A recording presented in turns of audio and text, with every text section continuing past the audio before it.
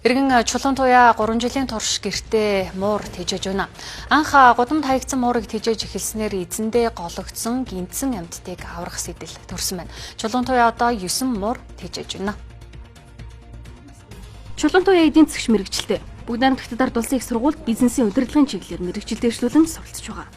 Анх 3 жилийн өмнө гудамд хаягдаж зодуулж гинцэн муурыг олж харснаар түүнийг аварч тэр цагаас хойш бусдад хаягдсан бэрхсэн муурнуудыг тэжээж эхэлсэн байна.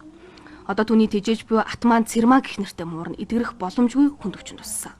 Эмч нар түүнд муурандаа унтуулга хийлгээг зөвлөж байсан ч гэсэн чулуун туяа шантралгүйгээр муураа эмчлүүлж Атман Цэрма одоо бүрэн эдгэрсэн. Хүмүүсийн дунд бага насны хүүхэдтэй хүн муур тэжээх тэмч таатай биш гэх хандлага бий. Тэгвэл чулуун туяа бага насны хүүхэдтэй ч гэсэн одоо 9 муурыг нэгэн зэрэг хамтдаа тэжээж байгаа гэлээ. Бич багада мууртай байсан, нохоотой байсан. Жирэмсэн болоод ч би нохоо мууртай л хамт байсан. Ерөөсөө өдөр шөнөгүй хизээш надад нохоо муургүй нэг ч өдөр энэ сүүлийн 3 жилд байгаагүй. Тэгэхээр одоо ч гэсэн манай хүүхэд мууртай нохоотой хамт байж лээдэг. Харин ч нөгөө туслан руу очиод нохоонууд дээр очихоор манай хүүхэд бүр баярлаад ингээ харах гэдэг байхгүй юу. Тэгэхээр би хүмүүсийг битгий тийм нөгөө баримт нотлогоогүй те нэг тийм буруу ташаа одоо дээр үеийн хүмүүс бол нэг тиймэрхүү юмд их итгэцэн байдаг. Битгий тийм юмд итгэсэ гэж хүсдэг.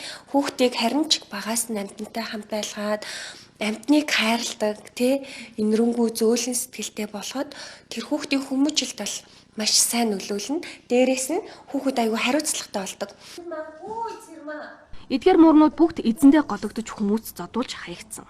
Олсон бүх муураа өөрөө тэжээх боломжгүй учраас бүрэн эдгэртэл насарсны дараа сайн эзэн хайж үрчлүүлдэг. Мөн муурыг нь үрчилж авсан хүмүүстэйгээ байнгын холбоотой байж мэдээлэл солилцдог гэдгийг чулуун туяа хэллээ. Тэрээр 3 жилийн хугацаанд хамгийн ихдээ 30 муурыг нэгэн зэрэг тэжээж байжээ. За амьтан тэжээхэд төвчээр шаардлагатайгаас гадна арчилгаа шаарддаг гэдгийг тэрээр онцлсан юм. Сэтгэлийн хөөрлөөр амьтан тэжээх бус үнэхээр амьтан тайртай юу? Түүнийг тэжээж чадах уу гэдэгт анхаарах ёстой гэдгийг ч санууллаа. Мөн багаасаа амьтантай ойр өссөн хүүхдүүд хариуцлагатай хүнлэг иргэн болж өсдөг гэдгийг хэллээ. Муурч их нийтдээ штэ. Өдрийн цагаар унтаад шүн тоглодог байхгүй юу? Шүн бол яста унтуулахгүй штэ. Төчнээд хөөцөлтөө тархитлагаанд өр гიშгэжгүйгээд тэгээ өдөр болгонгууд бүр буудулсан юм шиг нам унтна. Бүр тэгээд нөгөө шүнийхээ юмд бэлдээд өдөр нь унтдаг. Тийм амьтад.